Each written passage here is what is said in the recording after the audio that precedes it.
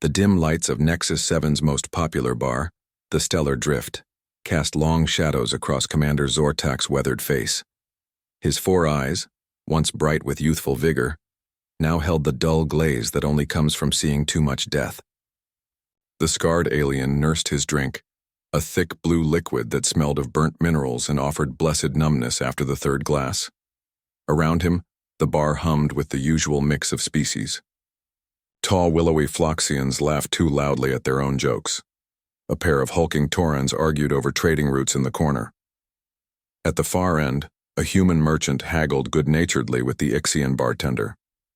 Zortak's upper eyes narrowed at the sight of the human.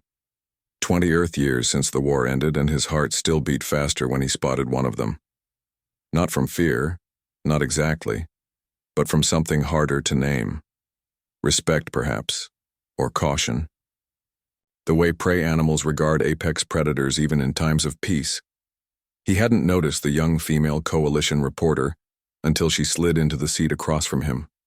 Her skin was the same pale blue as his, though unmarked by battle scars.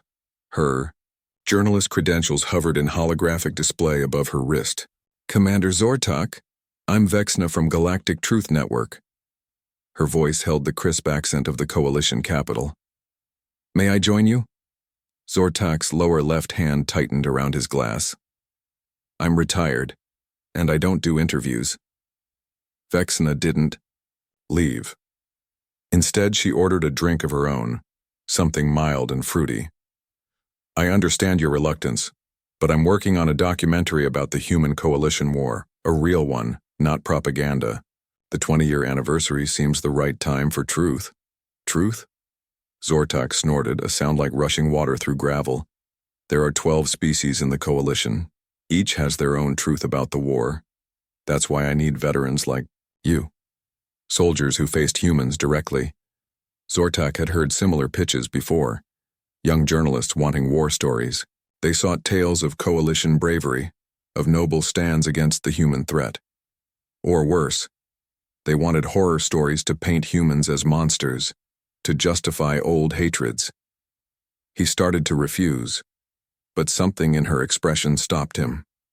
Unlike the others, there was no hunger for sensation in her eyes, just curiosity, a desire to understand. "Why should I relive my nightmares for your audience?" he asked, softer now. "Because the next generation needs to understand what happened. Not just the battles we lost or won, but why the war changed us." She leaned forward. "The coalition had never lost a war before we met humans. Now we're allies." "How does that happen?" Zortak stared into his drink. Images flashed in his mind. Human soldiers fighting with impossible determination. Human medics saving coalition wounded. Human generals offering mercy when victory was theirs. "You want to know about humans in warfare?" he finally said. "I served in 3 campaigns against them. Lost 2 of my limb clusters. But what terrifies me most isn't what they did to my body. It's what they showed us about ourselves." Vexna activated her recording device, a small sphere that hovered between them. "Tell me." Zortak closed all 4 eyes briefly, then began. "The first time I faced humans was at Proxima Centauri. I commanded a coalition scout ship, the Swiftclaw. We were part of the vanguard, first to engage the human outpost there. The memories came rushing back like a tide. The cool blues of the command center, the confident voices of his crew, the absolute certainty of victory. We'd conquered 17 star systems before meeting humans. We were the dominant force in this arm of the galaxy. Our tactical simulations gave us a 98% chance of overwhelming Earth and its colonies within a standard year." He laughed, a harsh sound. "The simulations didn't account for Sergeant Frank Russell." The bar seemed to fade around him as he spoke, replaced by the stark bridge of his warship. Alert signals flashed. Damage reports streamed in faster than his officers could process them. Russell commanded just 30 human Marines. We had over 200 elite coalition troops. Our ship alone carried enough firepower to level their outpost 3 times over. Zortak's voice grew distant. "We expected surrender when we broadcasted our arrival. Instead, Russell sent back a message I'll never forget. Come and get us. The battle that followed defied every military principle Zortak had learned. The humans divided into small squads, striking from multiple directions simultaneously. They used the outpost's minimal resources with devastating efficiency. When coalition forces adapted to one tactic, the humans immediately shifted to another. We captured one of them on the second day, Private Alan Miller. Barely grown by human standards, we expected him to give up their plans under questioning. Zortak's upper right hand moved unconsciously to a scar on his neck. He gave us nothing but his name, rank, and identification number, over and over, no matter what we did. By the fifth day, coalition casualties mounted. Zortak ordered a full tactical retreat to regroup. That's when Russell sprung his true trap. They had hidden mining explosives throughout the asteroid field we used for cover. We lost 40% of our remaining forces in the withdrawal, not in honorable combat, to primitive bombs triggered by simple proximity sensors. Vexna's expression showed the proper shock. That violates coalition warfare protocols. Humans never signed our protocols, Zortak replied. And that was our first lesson. We fought by rules. They fought to win. 3 more coalition ships arrived as reinforcements. The battle stretched into its second week. Both sides suffered heavy losses. On the 12th day, something unexpected happened. Russell requested a direct communication channel with me. I expected a surrender. Instead, he proposed a temporary ceasefire, just 6 hours to collect the dead and wounded from both sides. Zortak remembered his confusion. The request made no tactical sense. The humans were outmanned and outgunned.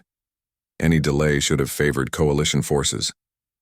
I agreed, mostly out of curiosity. That's when I saw Russell in person for the first time. Zortak described the human sergeant, shorter than most coalition soldiers, with a weathered face and eyes that seemed to hold both deep weariness and unwavering resolve. He personally helped retrieve coalition casualties. I watched him carry one of my wounded officers with the same care he showed his own people. When I asked why, he said something I still don't fully understand. Because they fought well and that makes them worthy of dignity. When fighting resumed, it was somehow different. No less brutal, but changed in ways Zortak struggled to articulate. We finally took the outpost on the 18th day, at the cost of 3 ships and nearly 500 coalition lives. Zortak's voice dropped. To defeat 30 humans.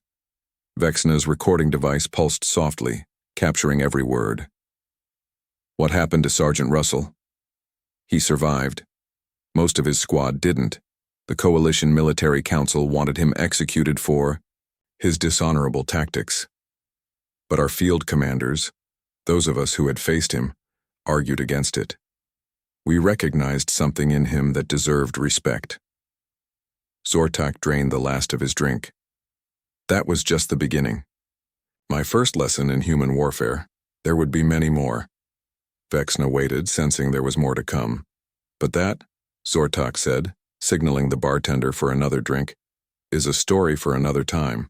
Vexna returned to the stellar drift the next evening. She found Zortak at the same table, as if he hadn't moved since their last conversation. This time he nodded slightly when she approached, a silent invitation to sit. His 4 eyes seemed clearer today, more focused. I wasn't sure you'd come back, she said, setting her recording device on the table. I wasn't sure I would allow it, Zortak replied. But I slept poorly, old memories stirred by our talk. He gestured to the hovering sphere. You may continue your recording.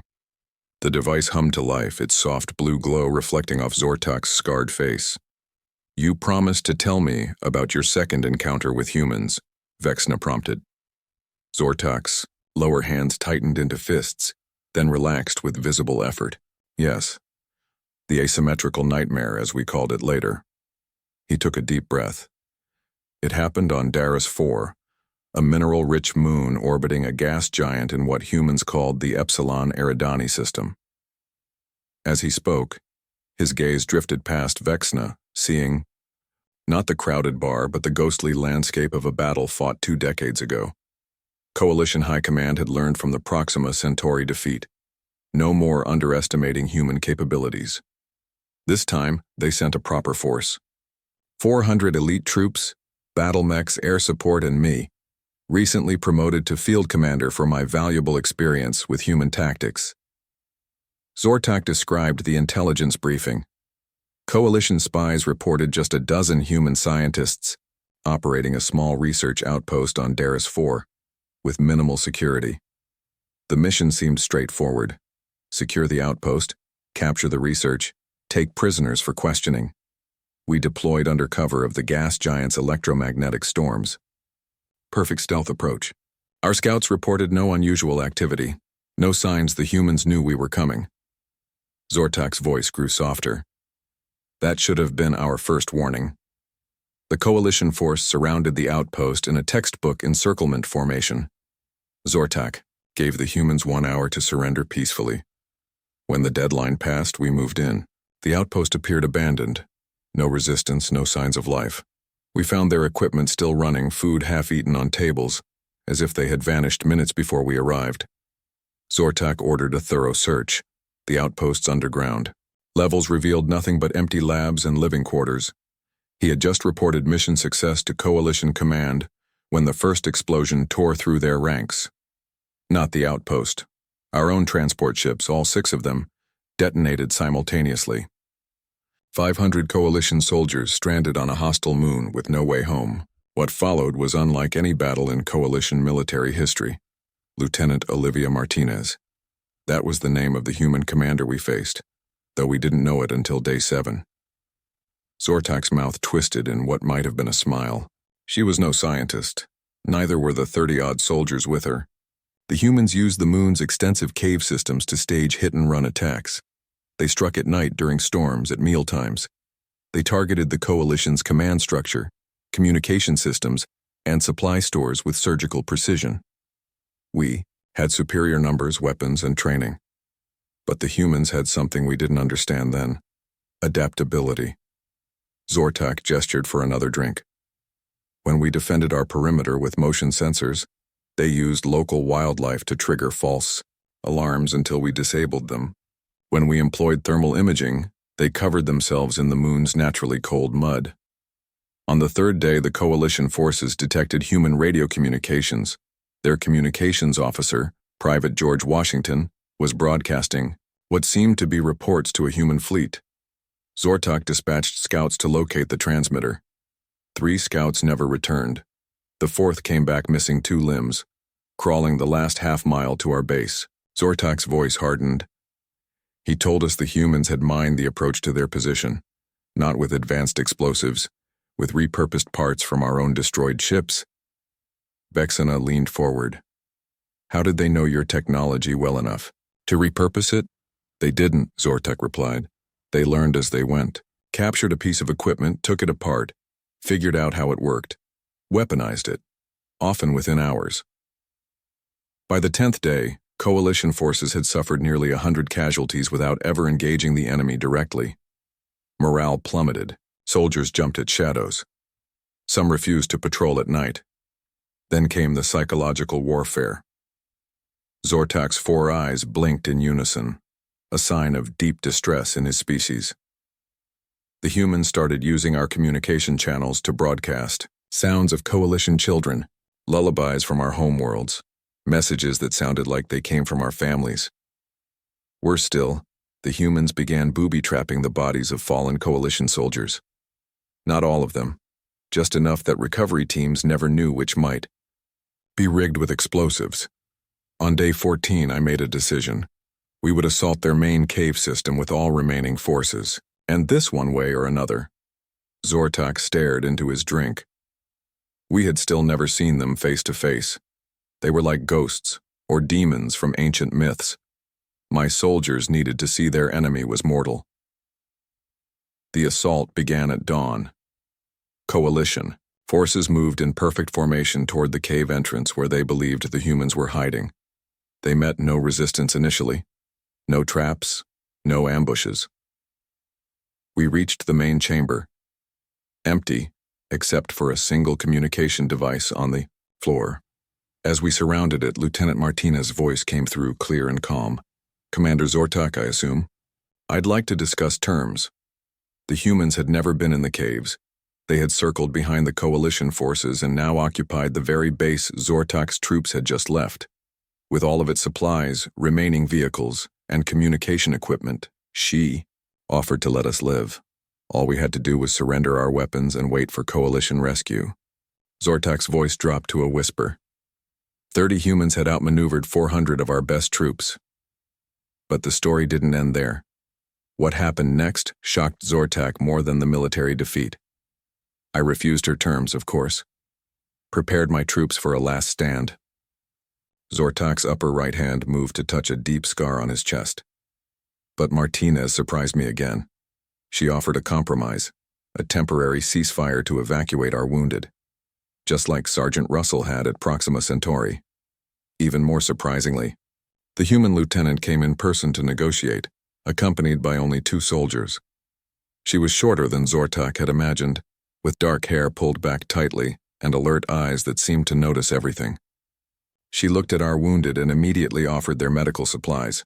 When I asked why, she said, "Because this isn't about them. They've suffered enough." Zortak paused. In that moment, I understood something profound about humans. Their capacity for violence is matched only by their capacity for mercy. Both are terrifying in their intensity. The coalition rescue fleet arrived 3 days later. Both sides maintained the ceasefire until evacuation was complete. The last thing Martinez said to me was, "I hope we meet again in peacetime, Commander." At the time, I thought it was mockery. Zortak finished his drink. I didn't understand then that she meant it sincerely. Vexna's recording device pulsed softly in the dim light of the bar. "Did you ever see her again?" "Yes," Zortak said quietly, "but that's part of another story." The third night at the Stellar Drift brought a larger crowd. A Raxian music group performed in the corner, their harmonic tones drawing patrons from across the station. Despite the noise, Vexna found Zortak at his usual table, nursing a different drink today, something clear with tiny bubbles rising to the surface. "Something lighter?" she asked as she sat down. "My doctor's recommendation," Zortak replied with what might have been a smile. "He says reliving war memories while drinking heavy spirits is unwise." Vexna activated her recording device. "You mentioned you would tell me about your third campaign against humans." Zortak shook his head slowly. "Not yet. The story has an order to it. First, I must tell you about New Denver." "The human colony?" Vexna's antennae twitched with interest. "The siege lasted nearly 6 months. I was there for all of it," Zortak said. "After Darus 4, Coalition High Command decided subtle approaches didn't work with humans. They authorized full military engagement, overwhelming force against key human colonies. New Denver was a mining colony on a planet humans called Kepler-62f. Rich in rare minerals essential for starship construction, it housed nearly 50,000 human colonists, including many civilians. Our fleet arrived with 2,000 ships, 20,000 ground troops. Zortak's eyes closed briefly at the memory. The Coalition Military Council assured us that humans would surrender when faced with such overwhelming odds. They didn't. Governor Peter Beck, the human leader of New Denver, evacuated as many civilians as possible before the Coalition blockade closed.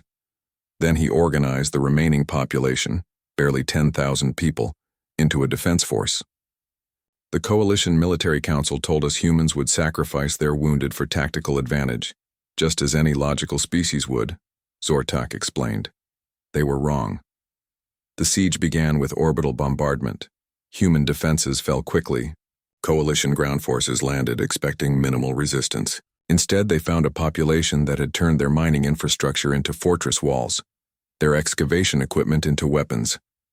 "I commanded the third wave of the ground assault," Zortak said.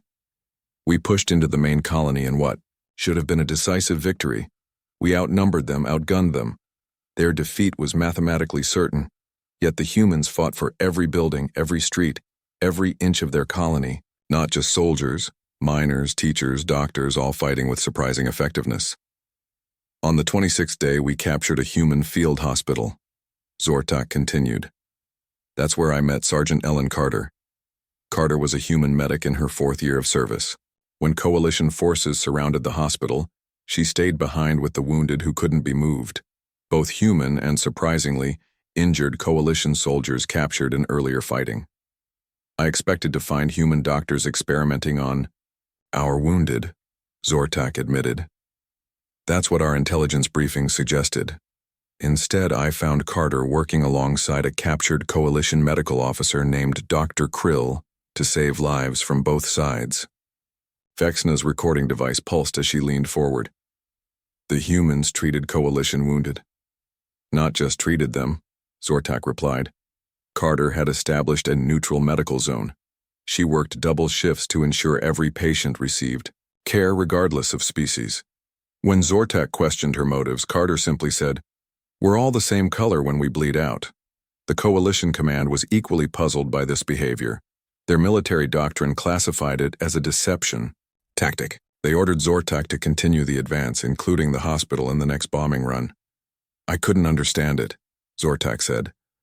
While her comrades Chief Warrant Officer Scott Miller and Corporal Dwayne Jones fought us viciously on the front lines, she was saving our wounded behind them. For the first time in his military career, Zortak questioned his orders.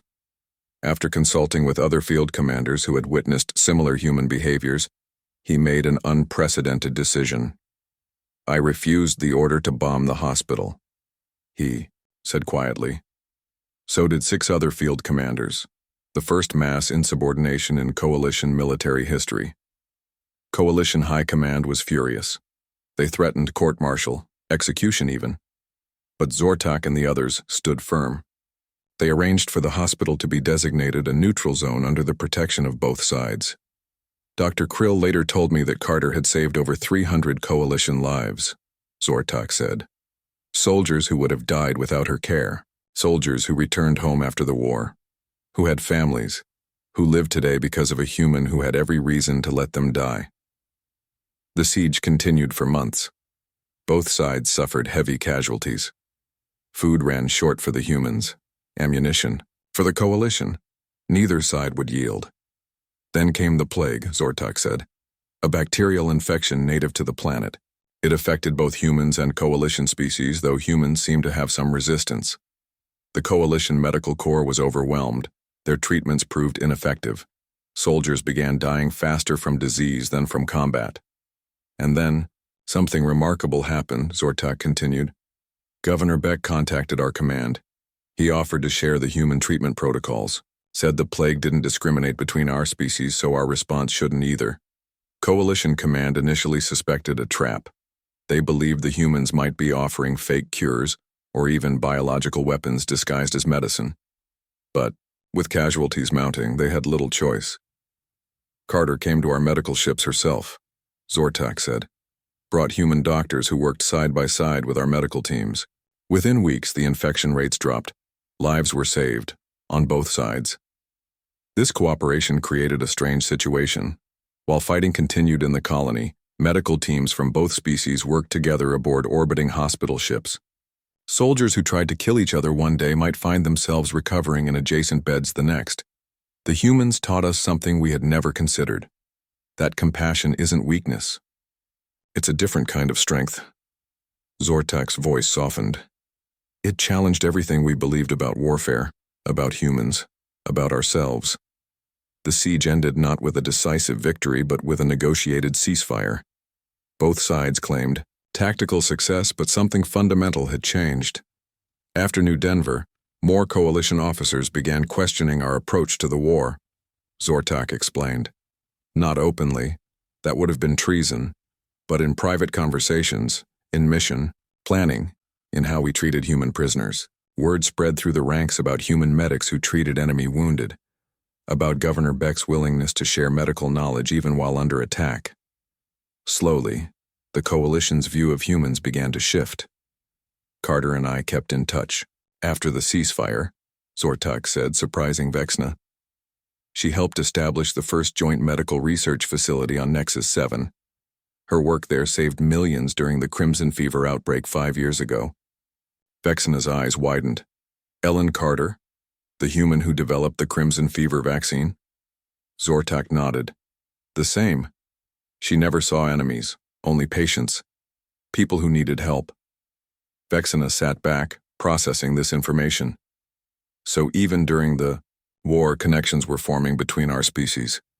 Yes, Zortak replied, though the worst was yet to come. The fourth evening, Vexana arrived early at the stellar drift.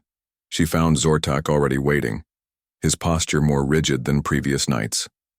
On the table before him sat not a drink, but a small metal object, a simple silver pin shaped like two hands clasped together.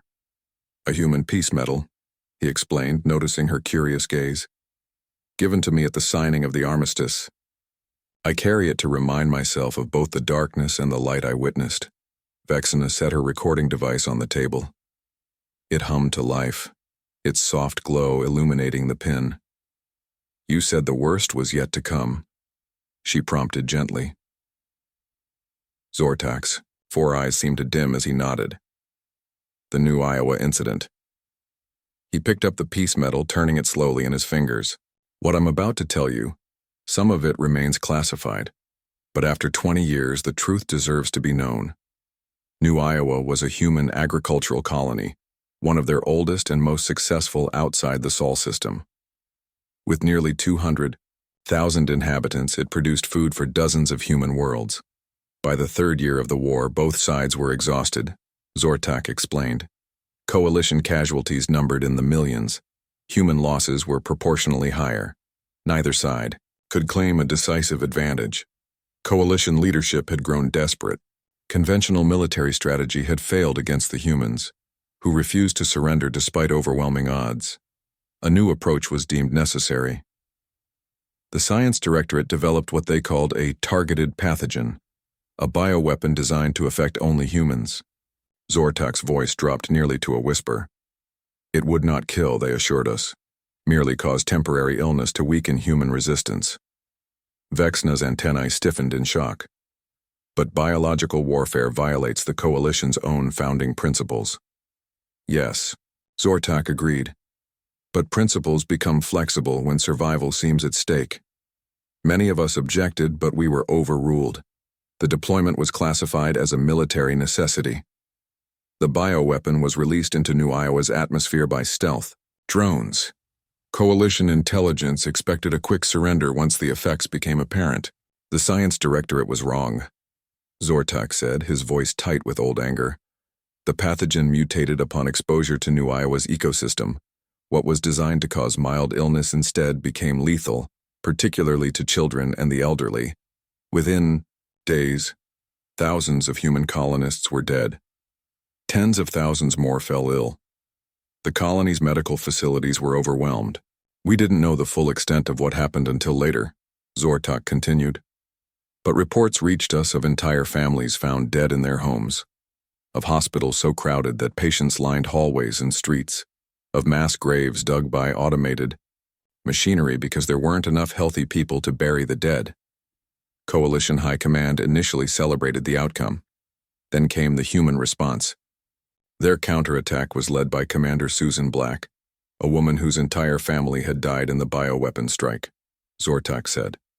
We expected vengeance, retaliatory strikes against Coalition civilian targets, perhaps even similar bioweapons, deployed against our worlds.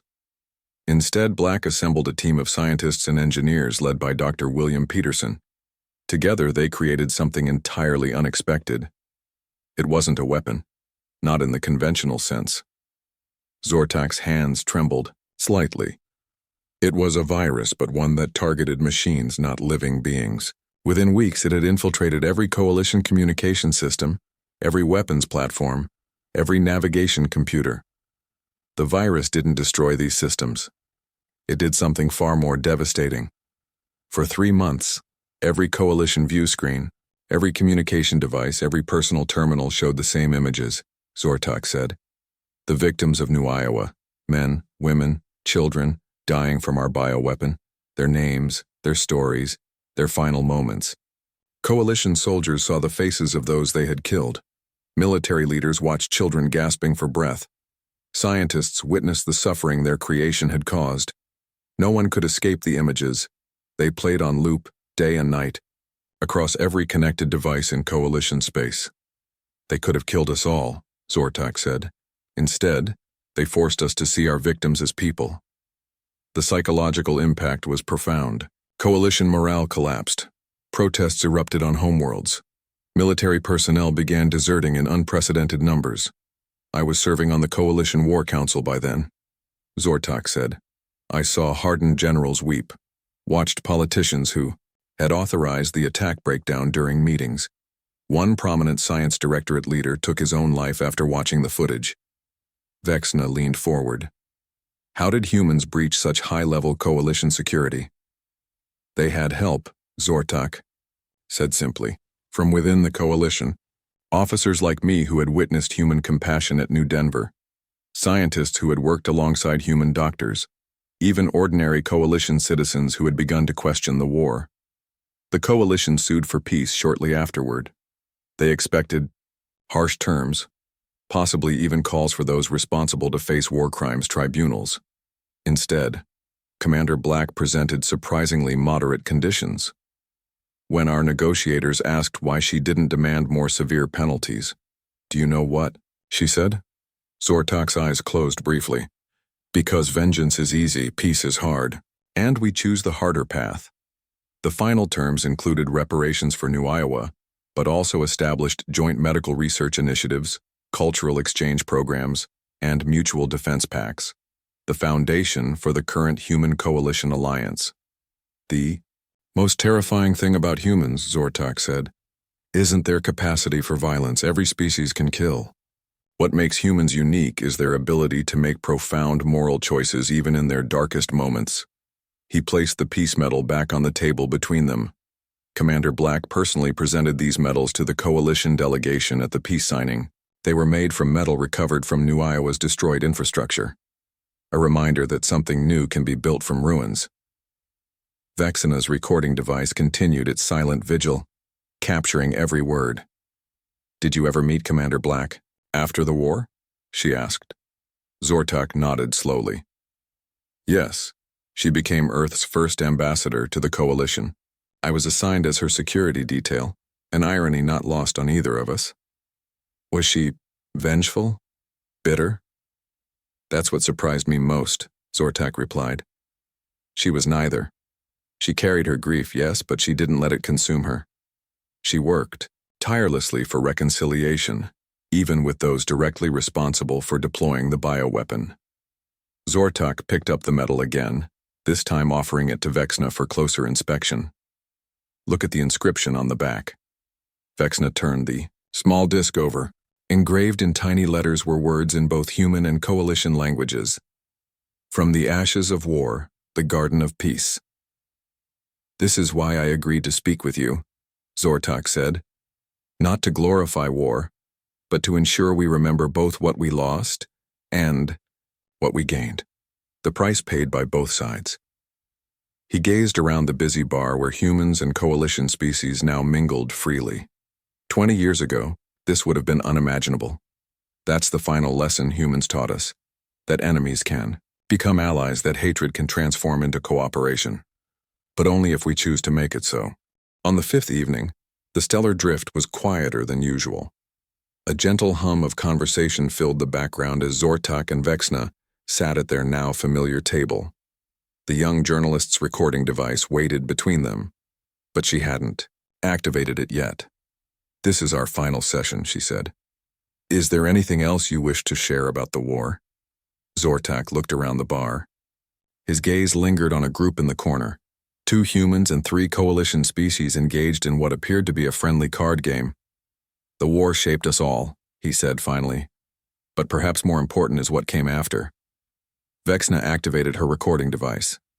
Tell me about that. Zortak settled back in his chair. For the first time since they'd begun these conversations, he looked almost at peace. After the armistice, I was assigned to the Joint Coalition Human Reconciliation Commission. A gesture of goodwill, they said. In reality, many in Coalition leadership still distrusted me for my excessive sympathy toward humans. The Commission's task was enormous, establishing protocols for cooperation between species that had spent years trying to destroy each other. Cultural misunderstandings were constant. Old hatreds flared regularly. Progress came slowly, painfully. Do you know what the humans call it? Post-traumatic stress disorder, PTSD, Zortak explained. All soldiers carry scars, but humans are unique in how they acknowledge psychological wounds. They taught us that too. Coalition veterans had no framework for dealing with the mental aftermath of war. Their cultures emphasized stoicism, moving forward without dwelling on past suffering. The concept of treating invisible wounds was foreign to them. Frank Russell, the sergeant from Proxima Centauri, he became a veterans advocate after the war, Zortak said. He established the first cross-species support group for combat veterans, called it Shared Skies. Russell's initiative began small, just a handful of former enemies meeting in a converted storage room on Nexus 7. They shared stories, acknowledged their pain, and gradually began to heal together. I attended my first meeting 3 years after the war ended, Zortak admitted. I went planning to observe, to gather intelligence for coalition security. I ended up returning every week for 2 years. In those meetings, Zortak found something he hadn't realized he was missing: understanding. Other veterans, regardless of species, recognized the shadows in his eyes, the tension in his posture, the nightmares he never spoke about.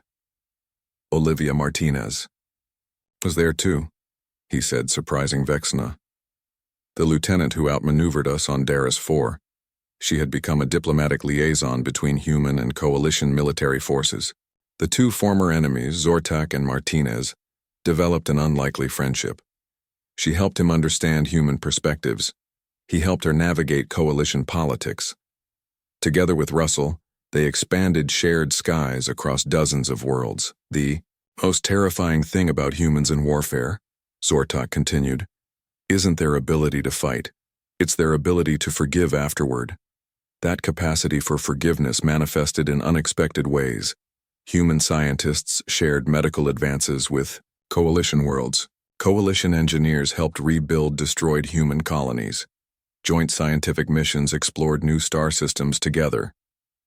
5 years after the armistice, I received a strange invitation, Zortak said. Governor Peter Beck, the leader of New Denver during the siege, was retiring. He invited me to his farewell ceremony. Zortak described his shock at receiving the invitation.